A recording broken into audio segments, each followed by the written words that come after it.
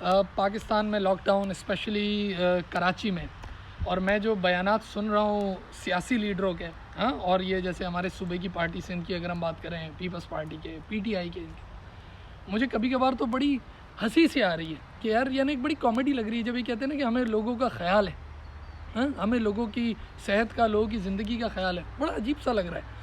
आप सोचें, अगर मैं आपको 10 साल पीछे ले जाऊँ, 10-12 साल पीछे जाएँ, ये जो 2012 में 10 में टारगेट किलिंग के जो वाक़यात होते थे, डेली बेसिस पे 15, 20, 30 बंदा मरता था। यानी जो आप बाकायदा, मैं जिम जाता था तो जिम वाला मुझे बताता था कि मेरे भतीजे को मार गया, किसी टीचर से पूछो बोले फ़लाने हमारे रिश्तेदार को मार दिया, स्टूडेंट से पूछे, यानी जो वाक़यात हकीकी थे कि 30-30 बंदा, 20-20 बंदा हर रोज़ मर रहा है। यहाँ तो अभी 1-1.5-2 महीने में कहते हैं 100 बंदा मरा है। वो मैं बताता हूँ कोरोना का। लॉकडाउन होना चाहिए था उस वक्त, यानी अगर, और आपको पता है कौन लोग इसमें इन्वॉल्व थे, सही है ना, यही सारी सियासी पार्टियों के यही सब लोग इन्वॉल्व थे। यानी जिस वक्त 30-30, 25-25 बंदा मर रहा था उस वक्त कोई लॉकडाउन नहीं, और अभी कोई चीज़ ऐसी प्रूव है ही नहीं। कोरोना के केसेस तो छोड़ें, यानी मैं कई लोगों को जानता हूँ कहीं से आवाज़ नहीं आती कोरोना की, लेकिन मेरे सामने 3 फेक केसेस तो आ गए यहाँ अमेरिका में बैठ के ही मुझे पता चले कि भाई बाकायदा बंदा गिरा, एक्सीडेंट हुआ है, और बाद में वो कह रहे हैं जी डॉक्टर्स ने इलाज नहीं किया, कुछ नहीं, वो बोला जी कोरोना हो गया। कुछ लोगों को बाकायदा पैसे भी ऑफ़र किए जा रहे हैं कि इसको तभी मौत ना दिखाओ कि भाई ये कोरोना दिखा दो। यानी पता चला आपने 22 करोड़ आवाम के, और फिर कराची जैसे शहर को, इकोनॉमिक हब को आपने लॉकडाउन कर दिया, बिल्कुल बंद कर दिया। किस पे? कि जी वो 100 बंदा मर गया था। यानी क्या? अच्छा, मैं नवाज़ शरीफ या पुरानी गवर्नमेंट की कोई साइड नहीं लड़ाई, बड़ी मैं न्यूट्रल बात कर रहा हूँ। अगर यही काम नवाज़ शरीफ ने किया होता पिछली हुकूमत ने, तो हमारी इस फेडरल हुकूमत ने तो धरने पे चढ़ के और नाच नाच के और डांस कर करके तो पागल कर देना था सबको, पूरी कौम को नचवा देना था धरने दे के।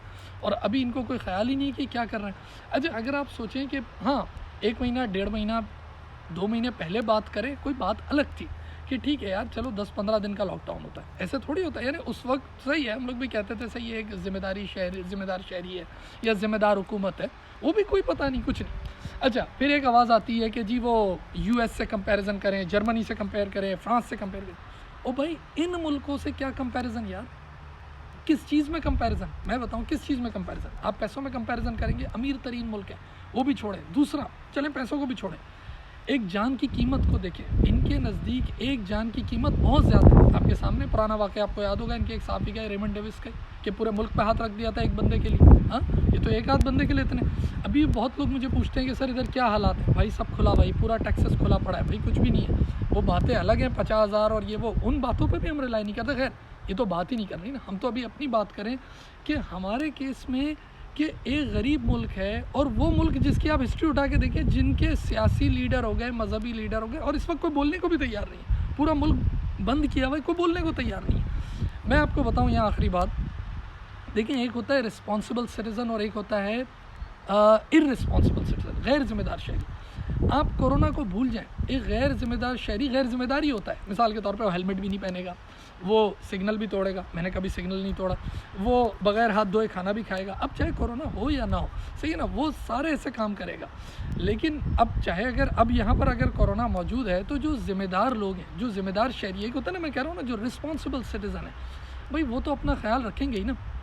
आप सोचें, जब चलें फिर मैं बोलता हूँ कोरोना को भूल जाएं, जब कोरोना नहीं था आप मस्जिद जाते थे तो आप क्या करते थे? जब चप्पल उठाना होता था तो हमेशा हम फासला ही रखते हैं ना, ऐसा तो नहीं कि किसी से जाके चिपक जाते। वो तो गैर जिम्मेदार शहरी होते जो एक दूसरे को धक्का देते, हाँ, हरास करते, सही है ना। इसी तरह जब आप चप्पल पहन रहे होते थे तो एक जिम्मेदार शहरी तमीज़ से तरीके से चप्पल पहनता है। आप किसी डिपार्टमेंटल स्टोर में होते हैं तो 1-2 फीट का फासला बगैर कोरोना वायरस के भी रखते हैं। भाई अब है तो आप थोड़ा ज़्यादा फासला रख लेंगे।